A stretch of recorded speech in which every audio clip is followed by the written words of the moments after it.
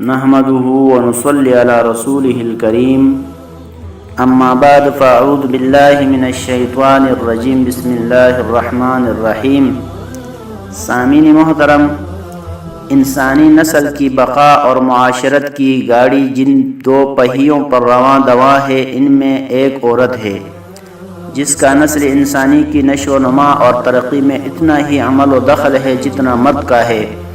اس لیے اسلام نے عورت کے وجود کو نہ صرف تقدس اور احترام بخشا ہے بلکہ اس کی اہمیت و افادیت کا بھرپور اعتراف کیا ہے اور اسے ان تمام حقوق اور تحفظات سے نوازا ہے جو مرد اور عورت کے فطری فرائض کی تکمیل کے لیے ضروری ہیں۔ تاریخ گواہ ہے کہ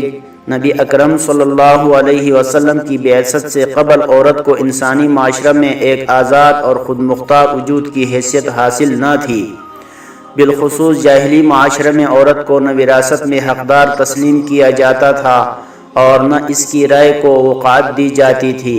بلکہ بعض علاقوں میں تو عورت اور جانور میں کوئی فرق روا نہ رکھا جاتا تھا۔ جناب نبی کریم صلی اللہ علیہ وسلم نے عورت کے بارے میں جاہلی تصورات کی نفی کی اور اسے وہ تمام حقوق اور تحفظات بخشے جو فطری طور پر اس کے لیے ضروری ہیں۔ نبی اکرم صلی اللہ علیہ وسلم کا دور اور خلافت راشدہ کا زمانہ اسلام کی علمداری کے لحاظ سے ایک مثالی دور ہے، اور جب ہم اس دور میں عورت کے معاشرتی مقام پر نظر ڈالتے ہیں تو ہمیں عورت کے حوالہ سے اسلام کے خلاف مغربی میڈیا کے وہ تمام اعتراضات بے بنیاد نظر آتے ہیں جن کا ایک عرصہ سے مسلسل اور منظم پراپیگنڈا کیا جا رہا ہے، اور خواتین کو اسلامی قوانین و احکام کے نفاذ کی صورت میں بنیادی حقوق سے محرومی کا خوف دلا کر نفاذ اسلام کے خلاف منظم کرنے کی کوشش کی جا رہی ہے۔ اس لیے مناسب معلوم ہوتا ہے کہ چند اہم انسانی حقوق کے حوالے سے اسلام کے خلاف مغربی اعتراضات کا جائزہ لیا جائے۔ سامعین محترم، موجودہ زمانہ میں یہ عورتیں کون سی آزادی چاہتی ہے؟ کیا رائے کی آزادی رائے کو انسانی حقوق میں بنیادی اہمیت حاصل ہے، اور امر یہ واقع یہ ہے کہ آزادی رائے کا جو معیار اسلام نے قائم کیا ہے دوسرا کوئی نظام آج تک اس کی مثال پیش کرنے سے قاصر ہے۔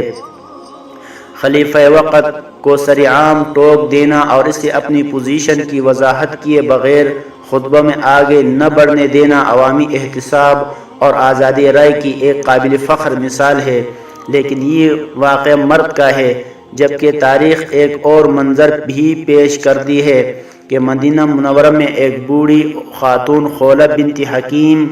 رضی اللہ تعالی عنہ امیر المؤمنین حضرت عمر رضی اللہ تعالی عنہ کو سرعام روک کر کھڑی ہے اور کہہ رہی ہے،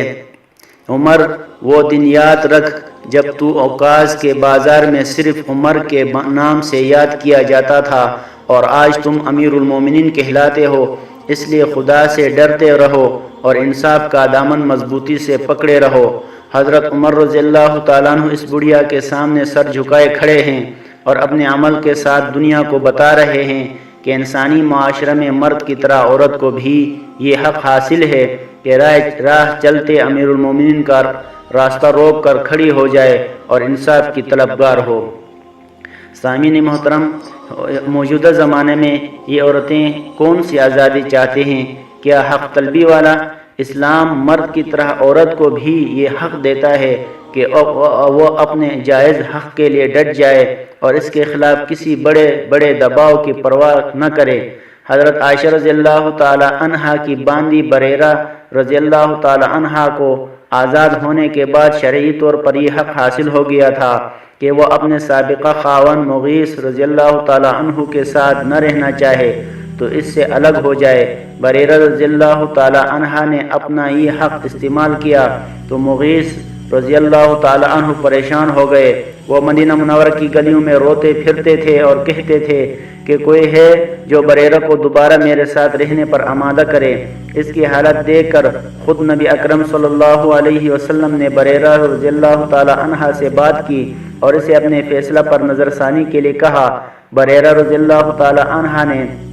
صرف یہ پوچھا کہ یا رسول اللہ یہ آپ کا حکم ہے یا مشورہ ہے؟ ہاں حضرت صلی اللہ علیہ وسلم نے فرمایا کہ صرف مشورہ ہے۔ تو بریرہ رضی اللہ تعالیٰ عنہ نے دو ٹوک کہہ دیا کہ یہ مشورہ قبول نہیں کر سکتی۔ چنانچہ بریرہ رضی اللہ تعالیٰ عنہ مغیث رضی اللہ تعالیٰ عنہ سے الگ رہنے کے فیصلے پر قائم رہی اور اپنے عمل کے ساتھ اسلام کا یہ اصول دنیا کے سامنے پیش کیا کہ عورت اپنے جائز حق سے از خود دستبردار نہ ہونا چاہتی ہے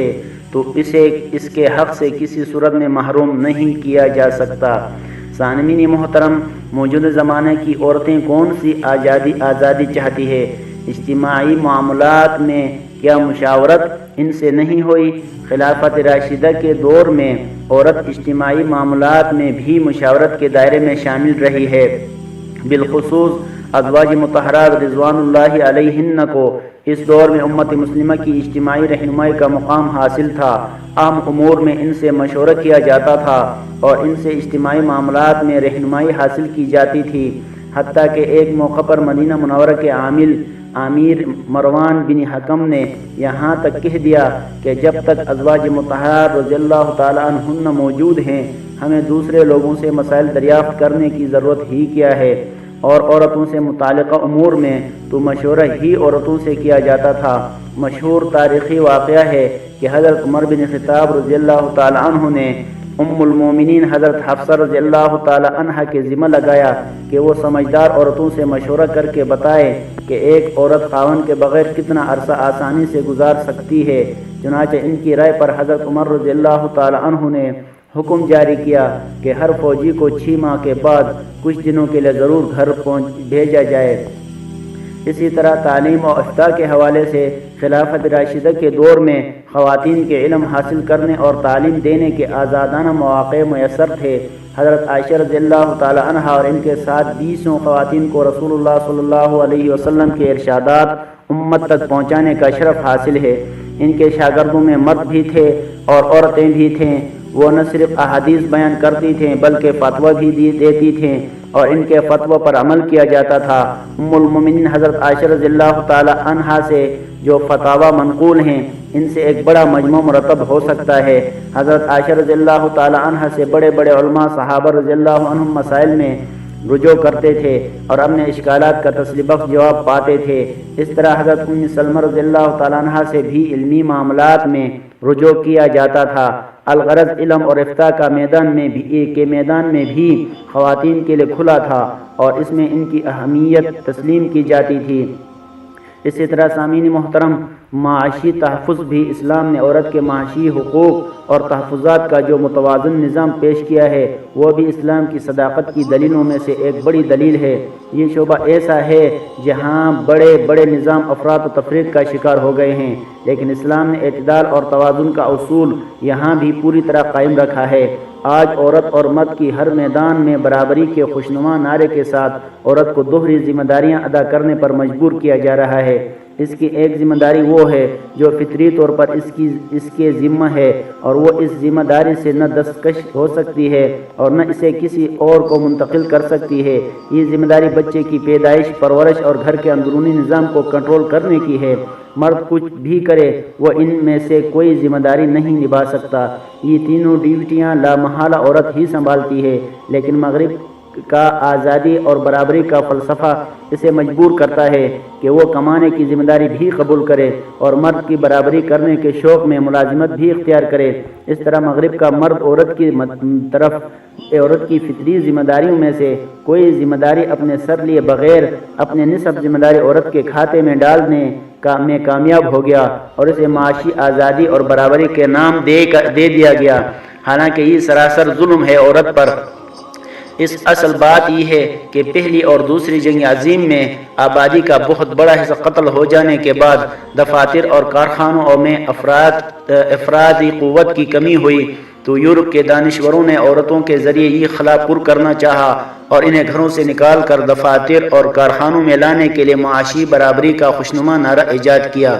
ورنہ انصاف کی نظر سے دیکھا جائے تو یہ سراسر ظلم ہے، اور اس ظلم کا نقد نتیجہ یورپی معاشروں کو مل گیا ہے کہ وہاں خاندانی زندگی کا ڈھانچہ تباہ ہو کر رہ گیا ہے۔ اس کے برعکس اسلام نے عورت کو کوئی فریب نہیں دیا اور اسے صاف صاف کہہ دیا ہے کہ چونکہ گھر کے اندر کا نظام عورت کی سپرداری میں ہے،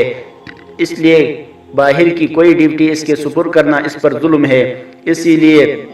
عورت کے تمام اخراجات مرد کے ذمہ لگا دیے گئے ہیں، اور ان کے اخراجات کے سلسلے میں عورت کو عدالتی تحفظات بھی دیے گئے ہیں تاکہ کوئی مرد اس معاملے میں عورت کے ساتھ ناانصافی نہ کر سکے۔ ستم ظریفی کی بات یہ ہے کہ کمانا اور ملازمت کرنا فرائض میں سے ہے، یہ ایک مشقت کی بات ہے اور اس کا شمار ذمہ داریوں میں ہوتا ہے، لیکن مغرب کے فلسفہ نے اس پر حقوق کا لیبل لگا کر عورت کو یہ باور کرانے کی مہم چلا رکھی ہے کہ انہیں ملازمت سے الگ رکھ کر حقوق سے محروم کیا جا رہا ہے، اور بیچاری عورت یہ دیکھے بغیر اس نعرے کے پیچھے لب کی جا رہی ہے کہ حقوق کے نام پر اس کے فرائض کو ڈبل کیا جا رہا ہے۔ اسلام نے فرائض کی ایک فطری تقسیم کر دی ہے کہ گھر کے اندر کی ذمہ داری عورت کی ہے اور باہر کی ذمہ داری مرد پر ہے، اور مرد و عورت کی خلقت میں فطرت نے جو طبعی فرق رکھا ہے اس کو برقرار رکھتے ہوئے اس کے سوا کوئی تقسیم ممکن ہی نہیں۔ لیکن اس کا مطلب یہ نہیں کہ اسلام عورت کے ملازمت کرنے پر کلی پابندی لگاتا ہے، ہرگز نہیں، بلکہ اسلام عورت کو ایسی ہر ملازمت کی اجازت دیتا ہے جس سے اس کی نسوانی حیثیت متاثر نہ ہو، اس کی خاندانی ذمہ داریوں پر زد نہ پڑے اور اس پر اس کی طاقت و صلاحیت سے زیادہ بوجھ نہ پڑے۔ الغرض اسلام عورت کو انسانی زندگی کی گاڑی کا برابر پہیہ تسلیم کرتا ہے اور اس کو وہ تمام حقوق دیتا ہے جو انسانی معاشرے میں اپنا فطری کردار ادا کرنے کے لیے اسے درکار ہیں۔ البتہ فرائض کی تقسیم وہ مرد اور عورت کی طبعی تقاضوں اور فطری ضروریات کو سامنے رکھ کر کرتا ہے، اور عورت کو ہر ایسے عمل سے روکتا ہے جو اس کے ان نسوانی وقار، فطری ذمہ داریوں اور طبعی مناسبت کے منافی ہو۔ اور مغربی میڈیا کے تمام تر بلند بانگ دعووں اور پراپیگنڈا کے باوجود اسلام کا یہ اصول حق تلفی نہیں بلکہ عین انصاف ہے، جس کے بغیر انسانی معاشرے کو متوازن رکھنا ممکن ہی نہیں۔ سامعین محترم، حاصل یہ کہ اسلام نے عورت کو ان کی طبیعت کے تقاضوں کے مطابق جائز حقوق ان کو فراہم کیے ہیں۔ اب عورتوں کا سوال آتا ہے کہ میراث میں ہمیں آدھا کیوں ہے، ایک مرد اور دو عورتیں برابر کیوں ہے؟ تو اصل میں بات یہ ہے کہ عورتوں کو ایک مرد کے برابر،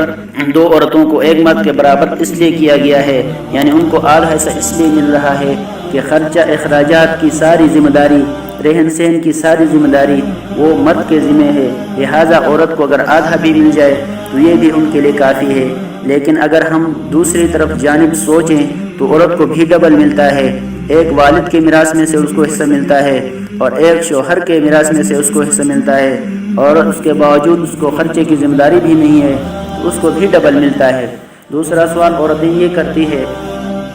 کہ اگر کسی عورت کو قتل کیا گیا تو اس کی دیت آدھی ہے، یعنی 50 مرد کے برابرے میں 50 اونٹ ہے اور مرد کی دیت پورے 100 اونٹ ہے، تو ہماری دیت آدھی کیوں ہے، ہمیں اس طرح انصاف کیوں نہیں ملتا؟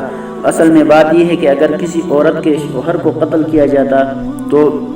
عورت کو 100 اونٹ ملیں گے، اور اگر عورت کو قتل کیا جائے تو اس کے شوہر مرد کو 50 اونٹ ملیں گے، تو پھر بھی عورت کا حصہ تو پورا ہی مل رہا ہے۔ عورت چونکہ صنف نازک ہے، کما نہیں سکتی ہے، تو اسے رعایت کیا گیا کہ اس کو 100 اونٹ دیے جائیں، اور مرد چونکہ کما سکتا ہے تو اسے 50 اونٹ دیے جائے، لہٰذا عورت پر تو ظلم نہیں ہوا، وہ تو مرد کا حصہ کم ہوا ہے، عورت کا حصہ تو کم نہیں ہوا ہے۔ لیکن یہ بات یہ ہے کہ اسلام کو سمجھنے کے لیے استاد سے سمجھنا چاہیے، اور اسلام کو سمجھنے کے لیے اپنا صرف مطالعہ کافی نہیں ہے بلکہ باقاعدہ طور پر استاد سے سمجھنا چاہیے۔ ان تمام باتوں پر اللہ تبارک تعالی ہمیں عمل کرنے کی توفیق عطا فرمائے، اور حیا اور پردہ والے زندگی گزارنے کی اور شریعت کے مطابق زندگی گزارنے کی توفیق عطا فرمائے۔ وما علینا الا البلاغ۔